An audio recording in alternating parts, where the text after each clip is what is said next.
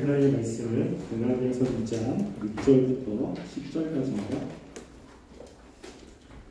갈라디아서 2장 6절부터 10절까지 한 절씩 교독하겠습니다.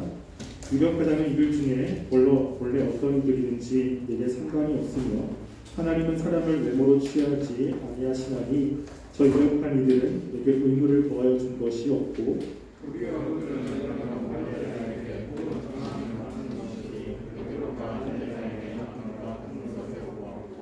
베드로에게 역사하사 그를 할례자의 사도로 삼으시니가 또한 내게 역사하사 나를 이방인의 사도로 삼으셨느니라.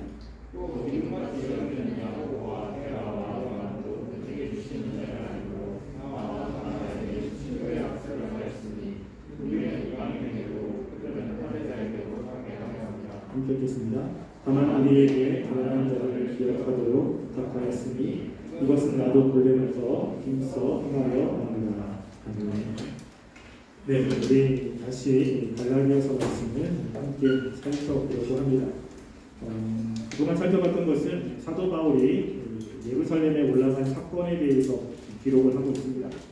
하나님의 계시로 예루살렘에 올라갔죠. 그리고 예루살렘에 올라가서 유력한 사람들과 함께 이야기를 했습니다.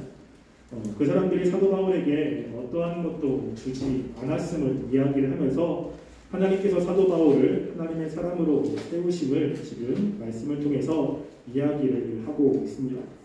특별히 우리 오늘 읽었던 6절부터 10절은 헬라어에서 한 문장으로 되어 있습니다.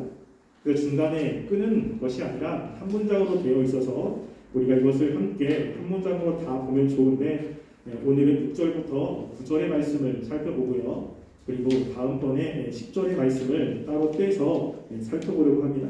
왜냐하면 이 가난한 사람들을 기억하도록 부탁하는 것이 신약과 구약의 굉장한 주제 중에 하나이기 때문에 그것을 따로 떼어서 다음 주에 살펴보려고 합니다. 사도 바울이 예루살렘에 올라갔을 때 유력한 사람들, 이 사람들은 바로 야고보와 게바와 요한이죠. 이 사람들이 사도 바울과 이야기를 하면서 어떠한 의무도 지어주지 않았습니다. 그리고 신교의 악수를 청했죠. 악수를 청했다는 것은 지금 이 사람들이 사도 바울을 같은 사도로 인정했다라고 하는 것입니다. 그래서 자신들을 하나님께서 유대인들에게 사도로 보낸 것처럼 이 바울에게도 하나님께서 역사하시사 이 바울을 이방인의 사도로 보낸 것을 인정을 하는 것이 바로 악수를 청했다라고 하는 것이죠. 이렇게 악수를 청한 것은 지금 똑같이 하나님이 바울에게도 그리고 사도들에게도 역사했다는 것을 이들이 인정하고 있는 것입니다. 똑같이 하나님께서 하나님의 복음을 유대인에게 그리고 이방인에게 전하도록 했는데 이렇게 무엇인가 조금 다른 것은 대상이 다르면 전해지는 방법이 다를 수밖에 없다라고 하는 것입니다. 지금 유대인이나 아니 베드로나 그리고 야고보나 그리고 요한은 유대인에게 가서 복음을 전합니다. 유대인에서 복음을 전할 때는 유대적인 문화와 전통 속에서 전하기 때문에 할례 문제가 그렇게 크지 않습니다. 왜냐하면 지난번에 이야기했듯이 이 할례는 그 믿음의 어떠한 고백이기도 하지만 그들의 문화 가운데 하나가 자리 잡고 있습니다. 그렇기 때문에 그들이 자연적인 그런 문화 가운데 하나인 할례이기 때문에 이 할례가 특별히 문제가 되진 않습니다. 근데 할례가 문제가 된 것은 이방인들에게 복음을 전했을 때 문제가 되고 있는 거죠. 그 이방인들에게 복음을 전했을 때는 이제 예수님을 믿음으로 구원을 받기 때문에 할례를 굳이 행할 필요가 없습니다. 그런데 이방인들이 할례를 할 필요가 없는데 할례를 해야 된다고 이렇게 이야기하는 것은 이 유대인들이 이 할례가 구원의 조건으로 그들이 믿고 있기 때문에 그들이 예수님을 믿어도 할례를 행하지 않으면 하나님의 자녀가 될 수 없다고 믿기 때문에 그렇습니다. 그래서 지금 여기에 있는 이 바울과 그리고 바나바가 이방인들에게 복음을 전하는 사도로 삼아주셨고 그리고 야고보와 그리고 게바와 요한은 유대인들에게 전하는 사도로 삼아주셨기 때문에 이 바울과 바나바가 할례를 행하지 않는다고 이야기를 해도 이 유대인들에게 가서 복음을 전하는 이 사도들이 그것에 대해서 특히 제재를 하고 있지 않다라고 하는 것입니다. 우리가 여기서 하나 알 수 있는 것은 무엇이냐면요. 우리가 복음을 전할 때 그 내가 복음을 전하는 사람이 어떤 사람이냐에 따라서 우리가 복음을 전하는 그릇들이, 내용들이 강조점이 조금 달라질 수 있다고 하는 것입니다. 우리가 이것을 좀 염두에 두어야 됩니다. 그래서 우리가 중요한 것은 뒤에서도 이야기하겠지만 다른 것과 틀린 것을 조금 구별할 줄 알아야 돼요. 틀리면 우리는 바로 잡아야 됩니다. 그런데 다른 것은 우리가 인정할 줄 알아야 되죠. 복음도 마찬가지입니다. 우리가 예수님께서 이 땅 가운데 오셔서 하나님 나라의 복음을 선포했습니다. 예수님이 선포한 그 복음의 핵심은 하나님의 나라입니다. 그래서 마태복음에 보면 천국이라고 이야기를 하고 누가복음에는 하나님의 나라에 대해서 이야기를 하죠. 그래서 하나님의 나라는 이런 것이다, 하나님 나라는 저런 것이다 라고 예수님이 정말로 강조했던 내용은 하나님의 나라입니다. 그런데 우리가 예수님이 하나님 나라를 강조했는데 로마서부터 시작해서 계시록까지 말씀을 보면 하나님의 나라에 대한 단어가 현저하게 줄어들고 있는 것을 보게 됩니다. 그러니까 바울도 하나님의 나라에 대해서 강조를 많이 안 해요. 하나님의 나라에 대해서 강조하기보다는 무엇을 강조하냐면 예수님의 죽으심과 부활하심을 강조를 많이 합니다. 그 중에 죽으심과 부활하심 중에 어떤 것의 강조점이 좀 많냐면 부활의 강조점이 조금 많아요. 아니 그러면 예수님은 하나님의 나라를 이야기를 했고 그리고 예수님을 믿는 바울이 그 예수님의 뒤를 따라서 복음을 전한다면 무엇을 이야기를 해야겠습니까? 하나님의 나라를 이야기를 해야 되는 거예요. 그런데 바울은 하나님의 나라라고 하는 단어를 많이 안 씁니다. 대신에 뭘 쓰죠? 예수님의 죽으심과 부활에 대한 이야기를 하고 있는 거예요. 어떻게 보면 그러면 바울이 예수님이 전한 그 복음을 다르게 변질시켜가지고 전하고 있는 것인가? 라는 생각을 할 수도 있습니다. 그런데 그런 것이 아니죠. 무엇이냐면 이 하나님의 나라에 들어가기 위해서 정말로 중요한 것은 예수님의 죽으심과 부활을 믿는 것이 굉장히 중요한 것입니다. 그러니까 예수님이 말씀하신 하나님의 나라를 이야기를 할 때 그 하나님의 나라에 들어가는 사람, 그 하나님의 나라에 관련되어서 이야기를 할 때는 예수님의 죽으심과 부활하심을 꼭 이야기를 해야 된다고 하는 거예요. 그 중에 죽으심과 부활하심 중에 중요한 것은 부활입니다. 부활. 왜냐하면 부활이라는 것을 이야기를 해야 예수님이 하나님의 아들이심을 증명할 수 있고 예수님이 그동안 했던 것들이 하나님이 인정하시는 것이라는 것을 증명할 수 있기 때문에 그렇습니다. 그러니까 그냥 바울이 예수님이 전한 하나님의 나라를 전하지 않았다고 해서 바울이 전한 복음이 틀렸다라고 이야기할 수는 없죠. 왜냐하면 대상이 달라지기 때문에 하나님의 나라를 전하기 위해서 바울은 예수님의 죽으심과 부활을 전할 수밖에 없는 것입니다. 내용이 같은 거지. 그 중에 바울이 무엇에 강조점을 뒀다고 이야기했습니까? 부활에 강조점을 뒀다고 이야기하죠. 그런데 우리가 이제 믿지 않는 사람들에게 예수님을 전할 때 예수님의 부활과 죽으심 가운데 어디에 강조점을 두고 있습니까? 대부분 죽으심이에요. 우리는 부활을 그렇게 강조하지 않습니다. 예수님이 우리를 대신해서 십자가에 달려 돌아가셨다라고 이야기를 참 많이 하죠. 그리고 부활에 대해서는 언급을 한번 하거나 그렇게 중요하게 여기지 않습니다. 왜 그렇지요? 대상이 다르기 때문에 그렇습니다. 문화가 다르고 대상이 다르기 때문에 그 당시 바울이 있던 그 사람들은 그 메시아가 누구냐 여기에 굉장히 관심이 많았습니다. 그래서 그 당시에 선지자들도 많았는데 선지자들이 하나님의 말씀을 전했고 그리고 그들이 이적도 행했고 기적도 행했어요. 그런데 예수님도 똑같이 하나님의 말씀을 전했고 이적도 행했고 기적도 행했습니다. 그러면 예수님과 선지자들의 다른 것이 무엇이냐가 되게 중요한 거예요. 예수님의 삶을 보면 선지자들과 별로 다르지 않습니다. 그런데 선지자와 다른 것, 예수님이 메시아라는 것을 증명하는 것의 결정적인 차이가 무엇입니까? 부활이기 때문에 그래요. 부활. 그러니까 그 당시에 메시아 사상을 가지고 있는 사람들에게는 예수님의 부활을 통해서 예수님이 메시아라는 것을 증명하는 것이 되기 때문에 부활을 굉장히 중요하게 여깁니다. 그런데 우리 같은 이방인에게는 메시아 사상이 별로 없어요. 그래서 메시아를 통해서 하나님이 구원하신다는 사상이 별로 없습니다. 그러면 부활을 이야기를 해도 별로 사람들에게 그것이 어필이 되지 않아요. 그럼 어디에 강조점을 둡니까? 죽으심인 거예요. 예수님이 우리를 위해서 우리를 사랑하셔서 우리를 대신해서 죽으신 그 사랑, 여기에 강조점을 두고 있는 것을 보게 됩니다. 그러니까 똑같이 복음을 전하는데 대상이 누구냐에 따라서 강조점이 다를 수가 있습니다. 그렇지만 그 강조점은 다를 수 있지만 그 내용이나 중요한 사상 그리고 추구하는 목표점은 다르지 않다라고 하는 거예요. 지금 여기 이방인에게 복음을 전하는 바울이나 유대인들에게 복음을 전하는 베드로나 그들의 상황이 달라서 강조점은 조금 다를 수가 있습니다. 그렇지만 중요한 것은 하나님이 말씀하신 복음을 전하는 것은 같다라고 하는 거예요.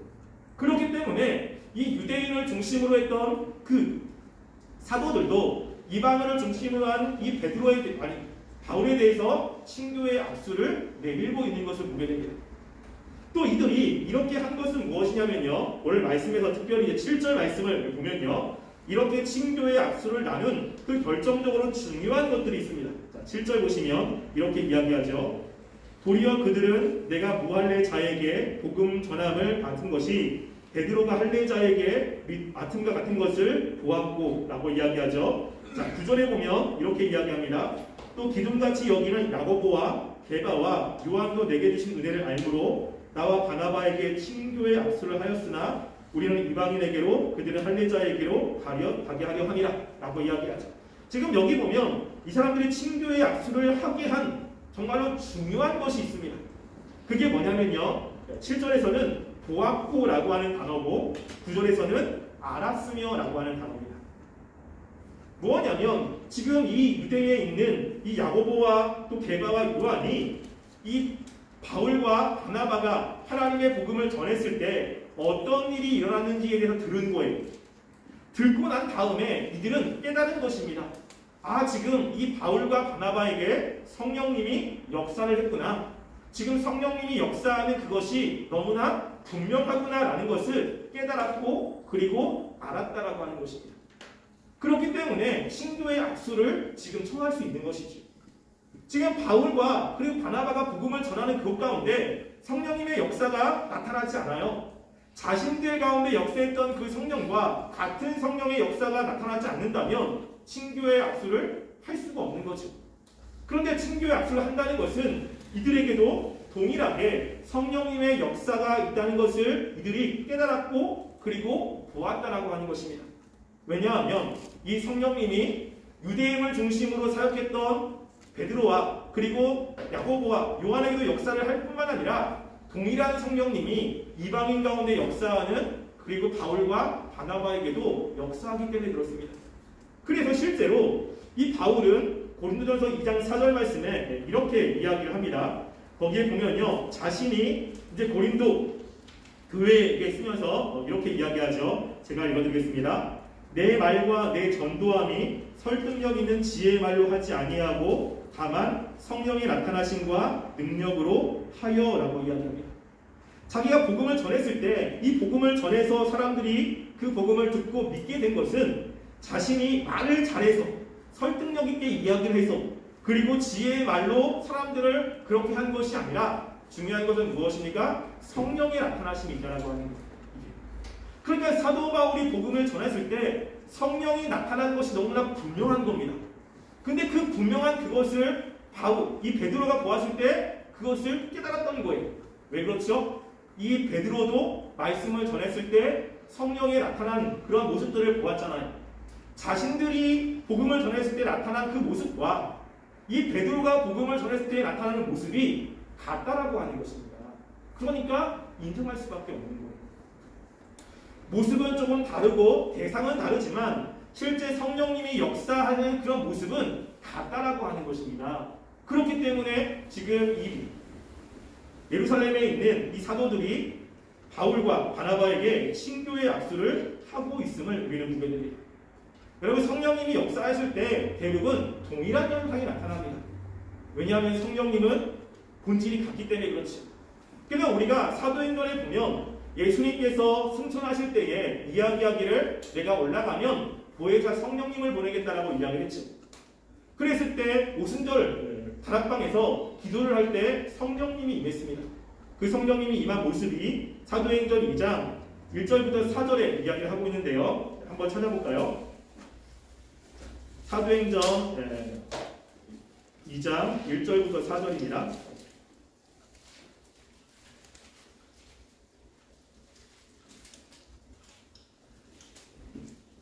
우리 한 절씩 함께 읽어보겠습니다. 사도행전 2장 1절부터 4절까지. 그러니까 1절 읽겠습니다. 오순절 날이 이리 이르매 그들이 다 같이 한 곳에 모였더니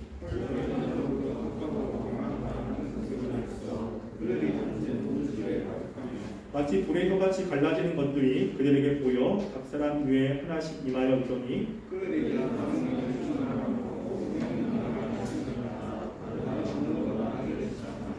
아멘. 여기 보면 이제 오순절 날에 다락방에서 기도할 때 성령님이 임했어요.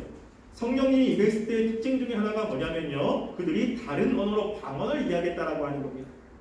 그런데 지금 스데반이 복음을 전하고 스데반의 박해로 인해서 이 사람들이 뿔뿔이 흩어졌을 때 특별히 빌립이라고 하는 사람이 사마리아 지방에 가서 복음을 전했습니다. 그때 사마리아 지방에서 빌립이 전한 사람 그 복음을 사마리아 사람들이 많이 이제 듣고 예수님을 믿게 되었죠. 근데 우리가 알고 있듯이 유대인들과 사마리아 사람들은 관계가 별로 안 좋습니다. 서로 같이 스치는 것만도 굉장히 싫어하는 사람들이에요. 그런데 사마리아 지역에 복음이 들어갔다는 소식을 듣고 이제 사람들을 파송합니다. 정말로 그것에 하나님의 역사가 있는지를 보려고 하는 거예요. 근데 그곳에서도 성령의 역사가 나타남을 그 사도들이 보았습니다. 그것이 사도행전 8장 17절입니다. 자, 사도행전 8장 17절 말씀을 한번 볼까요?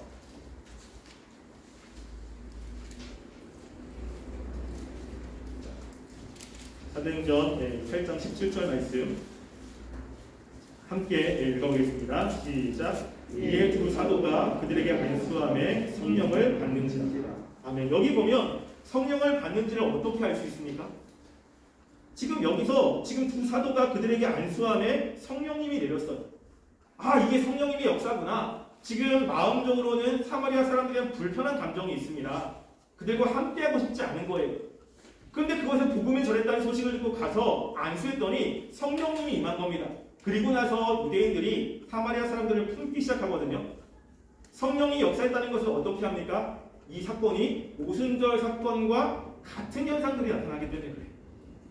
뿐만 아니라 이제 고넬료 집안에서도 이방인이잖아요. 고넬료는 그곳에서 바울이 가서 그곳의 말씀을 전할 때도 똑같은 현상이 일어나기 시작합니다. 사도행전 10장 44절부터 46절입니다. 우리가 사도행전 10장 44절부터 46절 말씀을 한번 보겠습니다. 이 말씀을 한 목소리로 함께 읽어보겠습니다.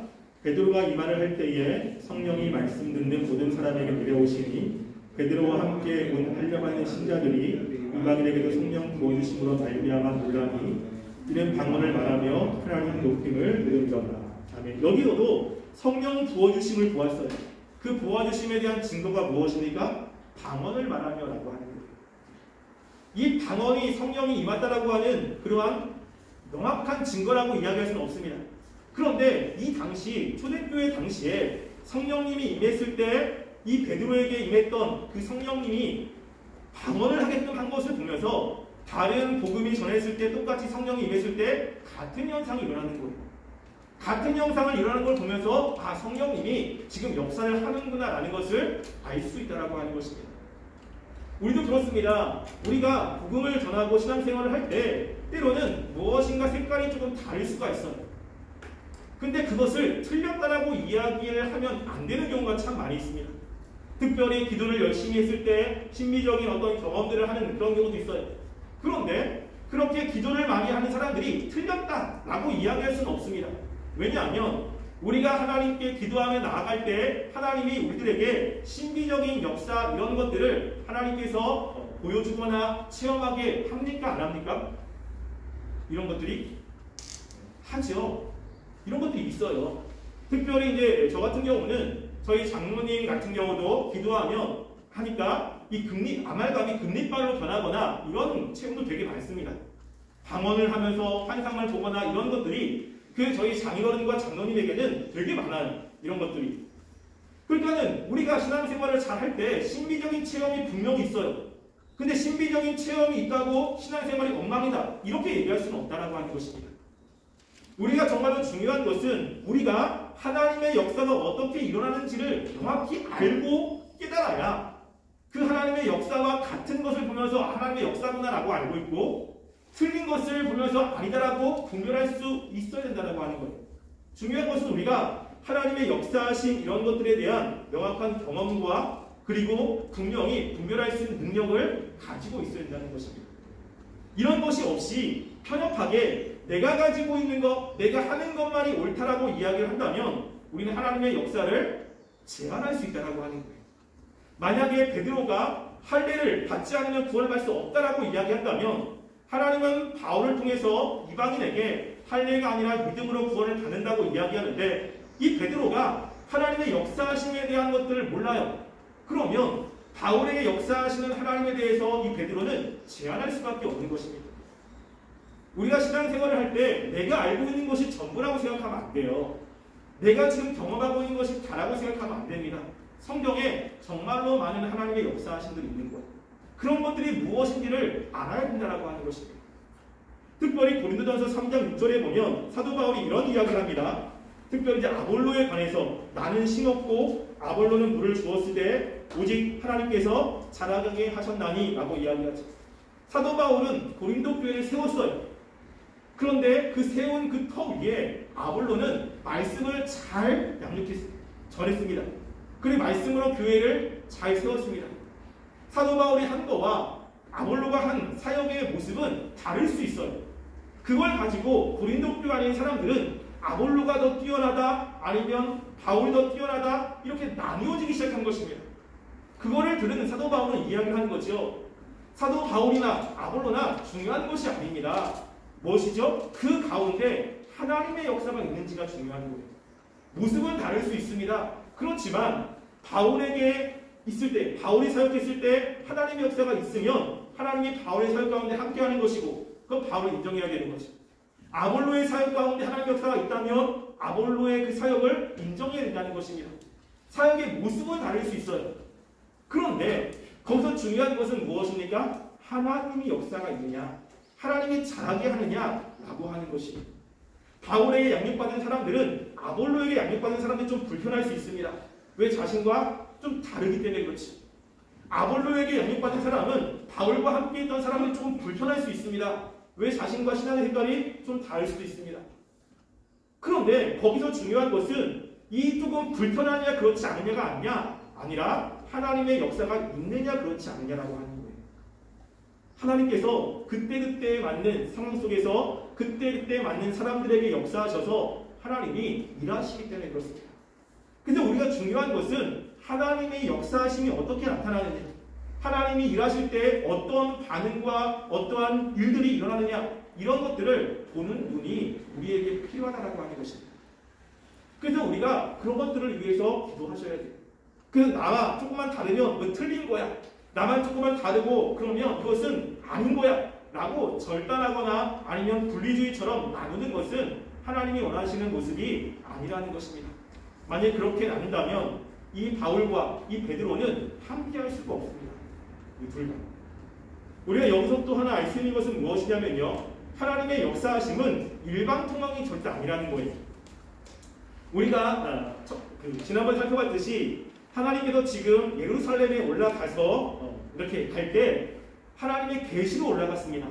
그럼 하나님께서 바울에게 무엇인가 역사를 했다라고 하는 거죠. 근데 역사를 했을 때 하나님이 예루살렘에 있었던 이 베드로와 야고보와 요한에게 역사를 하지 않았다면 올라가서 같이 이야기할 때 트러블이 생길 수밖에 없습니다. 그래서 바울은 하나님의 역사로 올라갔는데 하나님이 베드로나 야고보와 요한에게 역사하지 않으면 서로 이야기가 안 되고 그 안에서 의견 충돌이 일어날 수밖에 없죠.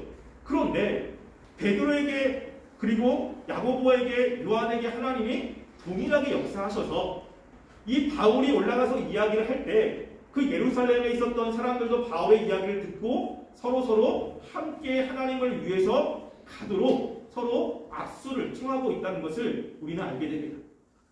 여러분, 무엇인가 하나님이 나에게 역사했어요. 근데 정말로 이것이 하나님의 역사다 라고 했을 때 나만 확신이 있고 나만 뜨겁고 나만 열정적이면 이것이 하나님의 역사냐? 그렇지 않습니다. 하나님은요, 하나님의 사역을 하는 한 사람이 아니라 같이 사역을 하는 사람들의 마음을 동일하게 움직이신다고 하는 거예요. 여러분 성경에서도 그런 것이 있습니다. 하나님께서 이스라엘 백성들을 바벨론의 포로로 끌려가게 했어요. 하나님이 예레미야를 통해서 70년 후에 다시 예루살렘으로 돌아오게끔 하나님이 하시겠다고 약속을 했습니다. 70년이 되었을 때 하나님은요, 그 당시 페르시아 왕이었던 고레스의 마음을 감동시키셔서 이스라엘 백성들이 예루살렘으로 돌아가도록 조서를 꾸몄습니다. 그것이 에스라 1장 1절이 나오는데요. 우리 에스라 말씀 한번 볼까요?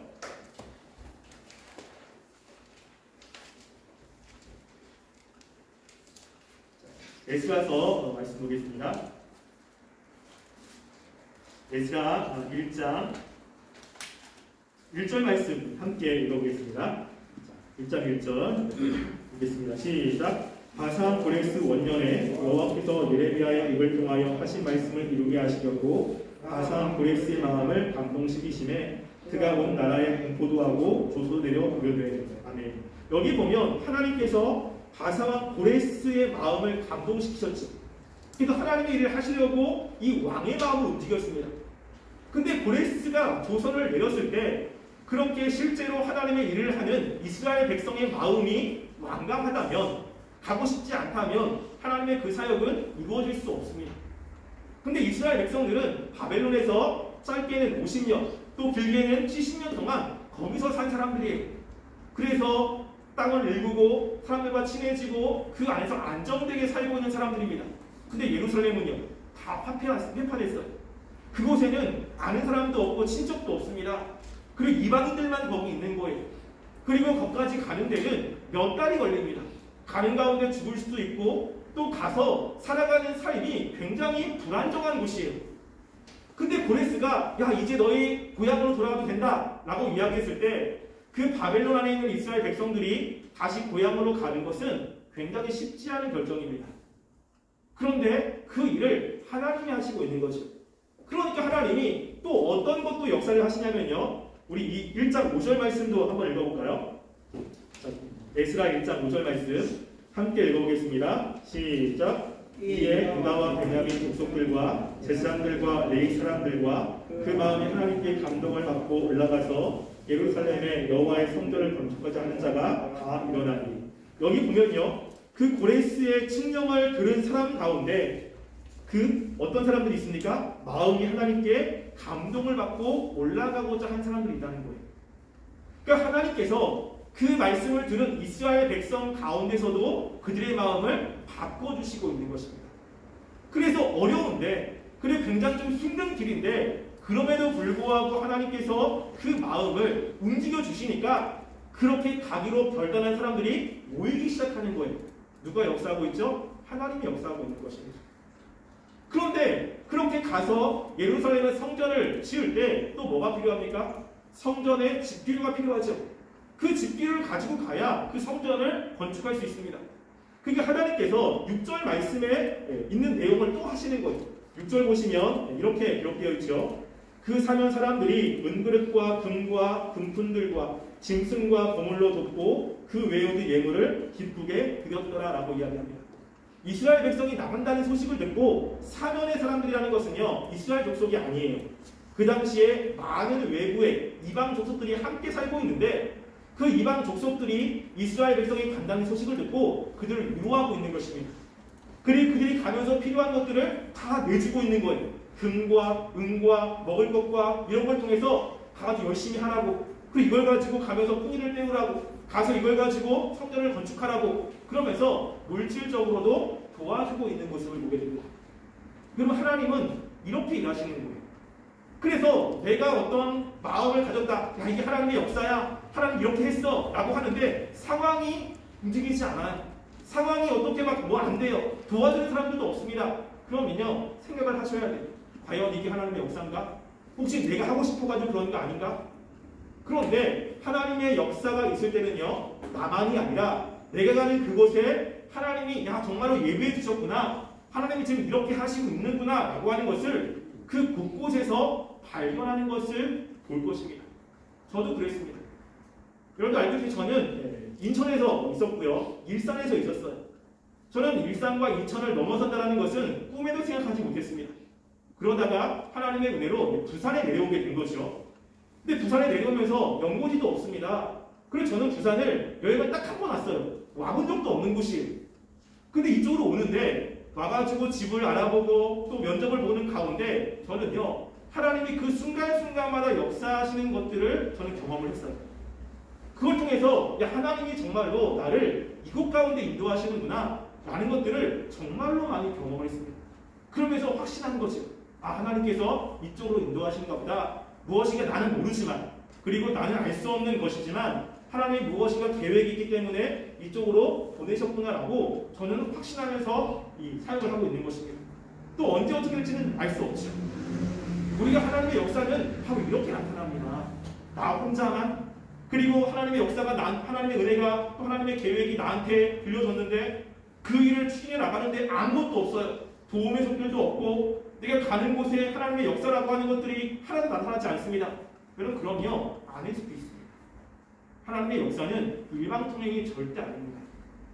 함께 할 수 있는 사람들을 붙여주시고 같은 마음을 주시고 할 수 있는 상황들도 열어주시는 것들이 있는 거예요. 어렵지만 그 순간순간마다 하나님이 역사하시는 것들을 명확하게 경험하는 일들이 있다는 것입니다. 지금 바울도 마찬가지죠. 예루살렘에 올라갔을 때 올라가는 것도 하나님의 계시에 따라서 올라갔습니다. 올라갔는데 예루살렘 사도들과 이야기가 잘 안 돼요. 더 어려워져요. 그러면 사도 바울의 사역은 훨씬 더 어려워집니다. 근데 가서 이야기했더니 그들이 이야기를 듣고 나서 악수를 청하고 있는 거죠. 그러면 잘하라고 격려하고 있는 것입니다. 아무런 제재를 하고 있지 않는 것입니다. 무엇이죠? 하나님의 역사가 있는 것입니다. 우리가 하나님의 역사를 단지 내 마음속에 떠오른 생각들, 그리고 내가 무엇인가 품었던 것, 이런 것들로 가지고 확인하지 마시고 정말로 하나님의 역사라면요, 그것이 하나님이 주시는 마음이라면 그것과 관련된 일들을 할 때 반드시 하나님이 함께 하심을 경험하게 되어 있다는 것입니다. 그러면 깜짝 놀라시, 야, 정말 하나님 이렇게 역사하는구나, 하나님 이렇게까지 신경을 쓰는구나, 이런 고백이 나올 수 있다고 하는 것입니다. 따라서 우리가 하나님의 역사에 대해서 명확하게 아시고 그리고 그것을 가지고 잘 분반해서 하나님의 뜻대로 살아가는 우리 청년부가 되기를 주님의 이름으로 간절히 소원합니다. 기도하겠습니다. 우리 시간 말씀을 생각하시면서 함께